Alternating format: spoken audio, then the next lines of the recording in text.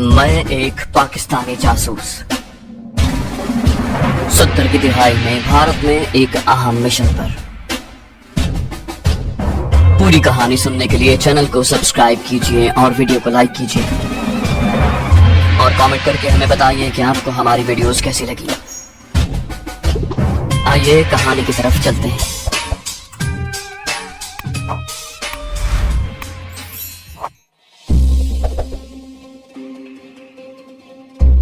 चार भारतीय जर्नैलों की डायरियां मेरे कब्जे में थी। इन डायरियों का एक एक सफा बेशकीमत मालूमात से भरा हुआ था। सबसे अहम चीज आइंदा भारतीय हमले का मुकम्मल प्लान और बॉर्डर पर भारतीय फौजों की पोजीशन। चार मुख्तलिफ जगहों से बैक वक्त हमला करने की एरो बनाकर निशानदेही, हमलावर फौजों के लिए तोपखाने के कवर, इन्फेंट्री डिविजन में पहले से मौजूद टैंक रेजिमेंट्स की तादाद, एक पूरे टैंक डिवीजन का सियालकोट और लाहौर सेक्टर पर बैक वक्त हमला और पाकिस्तानी अफवाज के मुमकिन जवाबी हमले की जगहों का तयन किया गया था। इस नक्शे और मुतल्लिका कागजात में इनकी तफसील देखकर यूं महसूस होता था कि हम भारतीय हाई कमांड के ऑपरेशन रूम में मौजूद हैं, जिसमें जंग के दौरान हर एक महाज की तफसील मौजूद होती है। कागजात के मुताबिक भारतीय नेवी और एयरफोर्स ने कराची को अपनी गोलाबारी का निशाना बनाना था और सुबह सिंध को सड़क और रेल से बाकी पाकिस्तान से काटना था। भारतीय बॉर्डर सिक्योरिटी फोर्स को बाकायदा अफवाज के साथ मिलकर हैदराबाद और कराची पर कब्जा करना था। भारतीय वजीर आजम को भेजे गए खत में यकीन दहानी करवाई गई थी कि अगर प्लान के एन मुताबिक हमला किया गया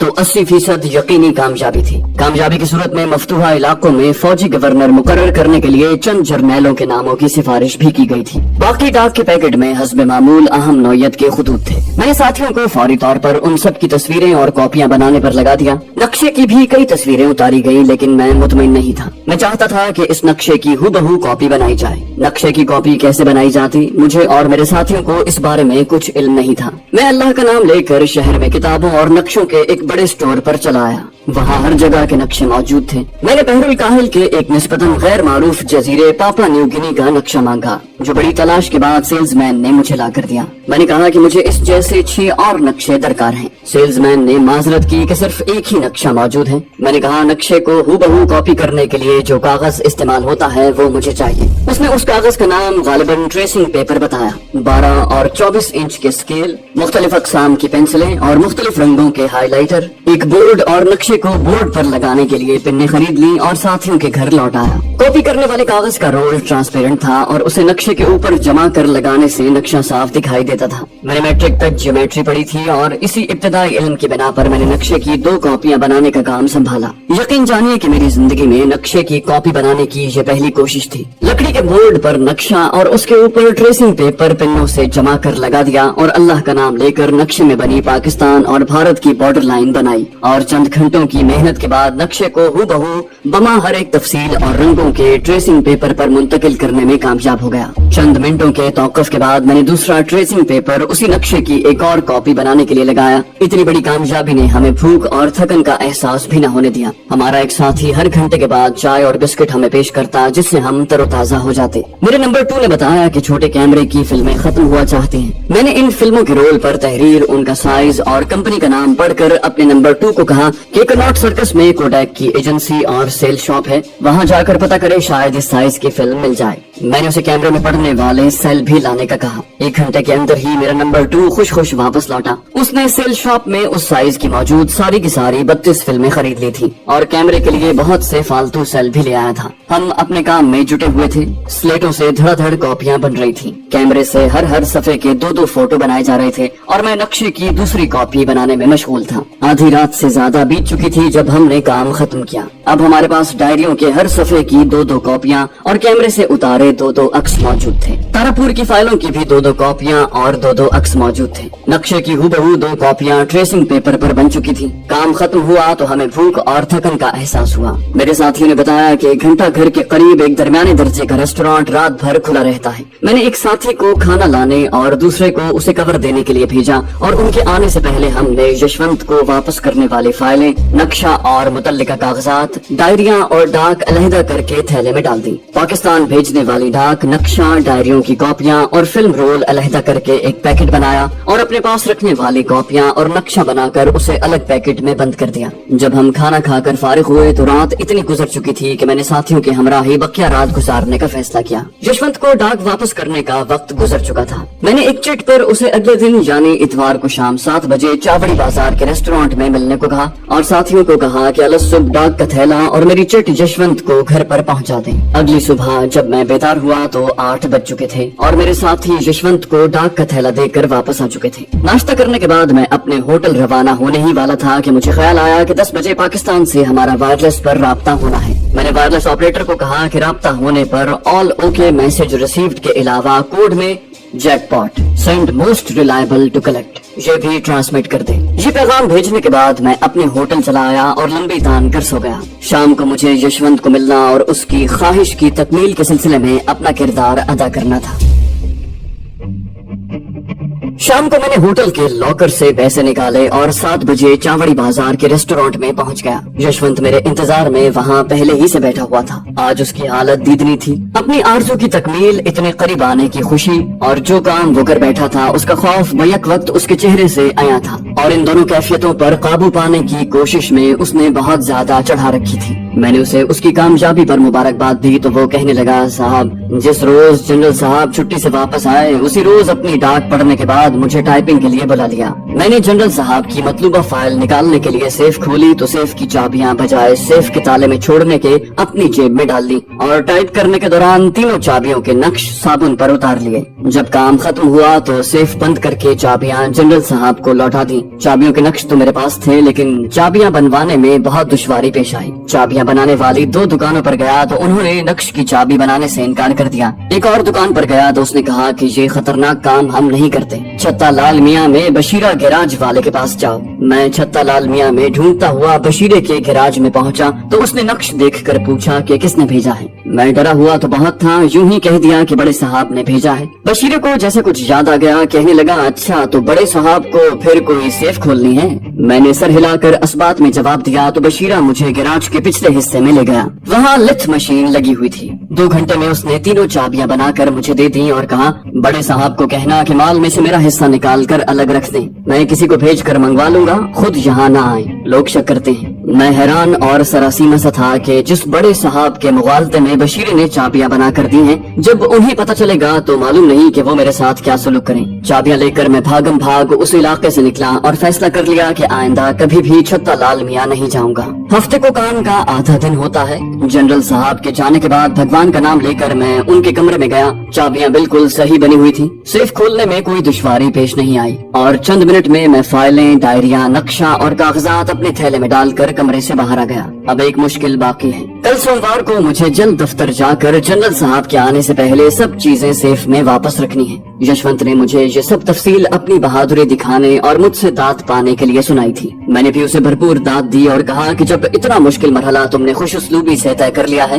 तो बाकी भी आसानी से कर लोगे। मैं चाय पी रहा था और यशवंत को मेरी खामोशी खटक रही थी। कहने लगा, साहब आपका काम तो मैंने सर हथेली पर रख कर पूरा कर दिया, अब वो शिम्मी। इतना कहकर वो रुक गया और मेरी तरफ सवालिया नजरों से देखने लगा। मैं खामोशी से उसकी इस उम्मीद व बीम की कैफियत से लुत्फानंदोज होता रहा। मैंने चाय खत्म की। मेरी खामोशी का चंद मिनट का वक्फा यशवंत के लिए सदियों पर भारी था। उसने मेरे बाजू थाम कर मुल्तजी लहजे में कहा, साहब आपने मेरी बात का जवाब नहीं दिया। मैं मुस्कुराते हुए उठ खड़ा हुआ और कहा, यशवंत बाबू तुमने हमारा काम किया है और अब हम तुम्हारा काम करते हैं। ये सुनकर यशवंत भी मेरे साथ ही खड़ा हो गया। रेस्टोरेंट का बिल अदा करके हम बाहर आ गए। मैंने उसे आगे आगे चलने का कहा और थोड़ी देर में ही यशवंत और मैं शिम्मी के बाला खाने पर पहुंच गए। हमने शिम्मी की माँ को पिछले कमरे में बुलाया। यशवंत जो शिम्मी की माँ के सामने पहले भीगी बिल्ली बना बैठा रहता था, आज उसके अंदाज ही कुछ और थे और वो बढ़ बढ़ कर बातें कर रहा था। काफी देर तक वहाँ मामलात तय होते रहे। बिलाखिर ये फैसला हुआ कि शिम्मी की माँ को फिलहाल मजीद 20,000 रुपए दे दिए जाएं और बकिया रकम रस्म के तय होने के दिन उसे दी जाए। मैंने 20,000 यशवंत को दिए और यशवंत ने वो फौरन ही शिम्मी की माँ को दे दिए। यशवंत ने मुतालबा किया कि आज महफिल के दौरान शिम्मी की माँ तमाम तमाशबीनों के सामने इस रस्म का ऐलान करे। शिम्मी की माँ को भला क्या एतराज हो सकता था। मैंने यशवंत के मुतालबे पर 2,000 उसे दिए। यशवंत वहीं बैठ गया और मैं वापस चला आया। वापसी पर मैं सोच रहा था कि सर, जमीन और जन ही हर फसाद की जड़ है, और इसमें एक लफ्ज वतन से गद्दारी भी फसाद में शामिल कर लिया जाए तो बहुत मुनासिब रहेगा। अगले 2 रोज मैं बिल्कुल फारिग रहा। मंगल को यशवंत ने हस्बे मामूल डाक मेरे साथियों को दी, जिसकी कॉपियां बनाकर डाक उसे लौटा दी गई। अब मुझे आइंदा बुध को पाकिस्तान से वायरलेस पैगाम का इंतजार था। बुध को सुबह ही मैं साथियों के घर चला गया। मुकर्रर वक्त पर वायरलेस सेट ऑन किया। राब्ता कायम होने पर पाकिस्तानी मैसेज मिला, जिसे डिकोड किया गया। मैसेज में कहा गया था कि आइंदा इतवार एक स्पेशल कोरियर, जिसे मैं जानता हूँ, अपने साथियों के हमरा मुझे सब्जी मंडी रेलवे स्टेशन पर 11 बजे मिलेगा। तमाम डाक उसके हवाले कर दी जाए। मैंने अपने साथियों से मशवरे के बाद ये फैसला किया कि जनरल की सेफ से हासिल शुदा नक्शा, डायरियों और फाइलों की एक कॉपी के अलावा यशवंत से मुतल्लिका तस्वीर की भी एक कॉपी अपने पास रखी जाए, और शुरू से अब तक के मिशन के दौरान अपने पास रखी जाने वाली सब कॉपियां जला दी जाएं। हमने ये कॉपियां अपने पास महज इसलिए रखी थी कि खुदा न खास्ता अगर कोरियर दौरान सफर पकड़ा जाए तो हासिल शुदा मालूमात जाया होने से बच जाएं और हम दोबारा उन्हें पाकिस्तान पहुंचाने की कोशिश करें। मैंने इस बार भी जनरल की सेफ से मुहैया इंतहाई अहम मालूमात की एक कॉपी अपने पास रखने का फैसला किया, ताकि अगर इतवार को डाक ले जाने वाले स्पेशल कोरियर किसी मुश्किल से 2-4 हो जाएं तो मालूमात का ये खजाना जाया होने से बच जाए। गुज़श्ता तमाम डाक की रिजर्व कॉपियां जलाने का हमारा मकसद ये था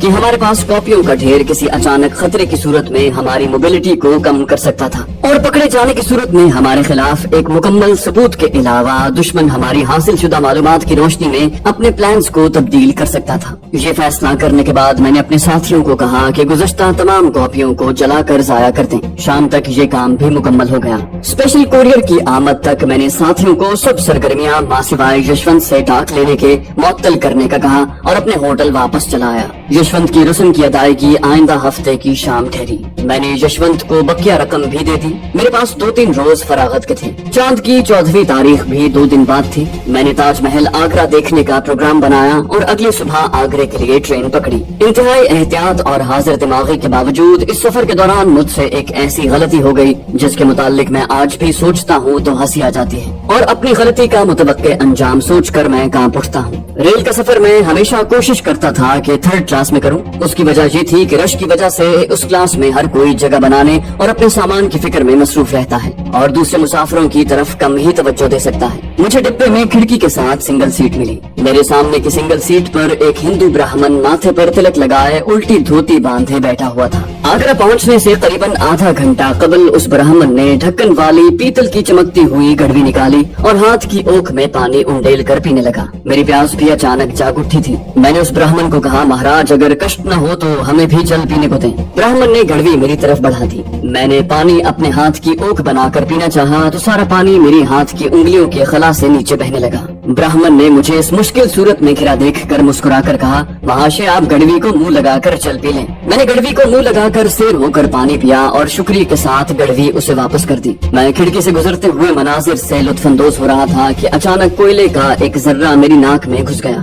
भारत में उस दौर में अक्सर रेलवे इंजन कोयले से चलते थे। मुझे छींक आई और बेख्तियार मेरे मुंह से अल्हम्दुलिल्लाह निकला। ब्राह्मण ने मुझे घूर कर देखते हुए गुस्से भरी आवाज में पूछा, तुम मुसलमान हो? उसे अपनी घड़वी के भ्रष्ट हो जाने का गम और गुस्सा था। मुझे कुछ और न सोचा तो मैंने उससे सरगोशी में कहा, खामोश रहो, इस डिब्बे में कुछ पाकिस्तानी जासूस सफर कर रहे हैं। सिर्फ उन्हें मुतवज्जे करने के लिए मैंने ये लफ्ज कहा है, मैं दिल्ली में IB का ऑफिसर हूँ और दिल्ली से ही उन्हें पहचानने की कोशिश में हूँ। ब्राह्मण हैरान और शिशदर मुझे देखने लगा। मैंने अपने हवास पर काबू पाने की पूरी कोशिश की लेकिन कुछ समझ में नहीं आ रहा था। हम दोनों इसी कैफियत का शिकार थे कि गाड़ी की रफ्तार कम होने लगी। ये स्टेशन राजा की मंडी था, यानी आगरे का सिविल स्टेशन। अगला आगरा छावनी था। मैं डिब्बे से बाहर आ गया। ताजमहल दूर से दिखाई दे रहा था। हालात के तहत मैंने ताजमहल की सैर का प्रोग्राम मुलतवी किया। चंद मिनटों में ही गाड़ी रवाना हो गई और मैं वापस दिल्ली जाने वाली गाड़ी के इंतजार में वेटिंग रूम में बैठ गया। वापसी के लिए मैंने 2nd क्लास का टिकट लिया और शाम ढलने से पहले दिल्ली पहुंच गया। वापसी के सफर के दौरान भी मैं परेशान रहा।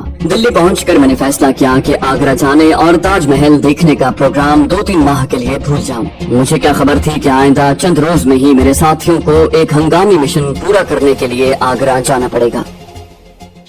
अगले रोज सुबह 10 बजे अब्दुल करीम मेरे होटल में आया। उसने बताया कि कर्नल शंकर 2 दिन आगरा में रहकर गुज़श्ता शाम वापस लौटा है। रात को नशे में कह रहा था कि आगरे में पहले पकड़े गए पाकिस्तानी जासूसों का वाकया अभी ठंडा नहीं हुआ था कि 2 और पाकिस्तानी जासूस पकड़े गए हैं। हेडक्वार्टर्स की तरफ से उसे इस सिलसिले में आगरा जाना पड़ा। वो भारतीय इंटेलिजेंस का शिकवा कर रहा था कि जिस जगह सेफ हाउस में पाकिस्तानी जासूसों को तफ्तीश के लिए रखा गया है वो राजा की मंडी के रेलवे स्टेशन से आगरा की जानिब बने रेलवे आउटर सिग्नल के साथ ही वाक़ है और उसे रिसीव करने वाले DMI यानी डायरेक्टोरेट मिलिट्री इंटेलिजेंस के आदमियों ने रेलवे स्टेशन से लेकर सेफ हाउस तक रेलवे पटड़ी के किनारे किनारे उसे पैदल चलाया। अब्दुल करीम ने अपने मुताल्लिक फिर मेरी मिन्नत समाजत शुरू कर दी। मैंने उसे तसल्ली दी और कहा कि मैं जल्द ही उसके लिए कुछ करूंगा। कुछ और बातें करने के बाद मैंने उसे 200 रुपए दिए और रुखसत कर दिया। नए पाकिस्तानी जासूसों के पकड़े जाने की खबर ने मुझे पजमुर्दा कर दिया था। मैं अपने साथियों के घर चला गया और उन्हें ये खबर सुनाई। मेरे साथी जवान, निडर और जज्बा हुब्बुल वतनी से सरशार थे। ये बात सुनकर वो भड़क उठे और कहने लगे कि इन जासूसों को छुड़वाने के लिए हमें फौरी कार्रवाई करनी चाहिए। मेरे 3 साथी गैर शादीशुदा थे। उनमें से एक कहने लगा, सर जब से हम भारत में दाखिल हुए हैं हमने ज़हनी तौर पर ये तस्लीम कर लिया है कि हम अपने खून का आखिरी कतरा तक अपने वतन की हुर्मत और हिफाजत के लिए निछावर कर देंगे। जो पकड़े जा चुके हैं वो भी हमारे भाई हैं और यकीनन यही जज्बा लेकर वो भारत में दाखिल हुए होंगे। अगर हम उन्हें बचाने में कामयाब हो जाएं तो हमारे लिए ये अपने मिशन में कामयाबियों से ज्यादा अहम होगा। चौथे साथी ने कहा, सर अगर खुदा न खास्ता आप या हम में से कोई पकड़ा जाए और बाकी साथियों को उस जगह का इल्म हो जाए तो क्या हम यूं ही खामोश बैठे रहेंगे? गिरफ्तार होने वाले भी हमारे अपने हैं और उन्हें छुड़वाने के लिए हमें कोई दकीका फरोगुजाश्त नहीं करना चाहिए। मैंने उन्हें कहा कि मैं उनके इस जज्बे की कदर करता हूँ, लेकिन हमें जोश के साथ होश से भी काम लेना चाहिए। पूरे भारत की आबादी में हम 5 ही एक दूसरे की हकीकत से बाखबर हैं। हमें यहाँ सिर्फ अपने मिशन पूरे करने के लिए भेजा गया है। अगर हम अपने सीनियर्स की हिदायत के खिलाफ गिरफ्तार जासूसों को छुड़वाने का फैसला कर भी ले तो हमें पहले चंद बातों को मद्देनजर रखना होगा। सबसे पहले ये कि इन जासूसों की निगरानी पर कितने पहरेदार मुतय्यन हैं, उनके पास असलहा किस किस्म का है। नंबर 2 ये कि भारतीय तशद्दुद के बाद वो इस काबिल हैं भी कि हिरासत से छूटने के बाद फरार हो सके। नंबर 3 ये कि वो फरार होकर कहाँ जाएंगे। पाकिस्तान की तरफ का बॉर्डर तो भारत से उनके फरार होने के फौरन बाद सील कर दिया जाएगा। पहरेदारों से बगैर मुकाबले के हम उनको हिरासत से छुड़वा नहीं सकते। मुकाबले में हम जख्मी और गिरफ्तार भी हो सकते हैं और ऐसी सूरत में हमारा सारा मिशन उलट पलट हो सकता है। मैं तो उन्हें समझा कर वापस लौट आया। मेरे वहम गुमान में भी न था कि मेरे जाने के बाद वो खुद ही सारी प्लानिंग करके मेरी इजाजत और इल्म के बगैर ही इस पर फौरी अमल पैरा हो जाएंगे।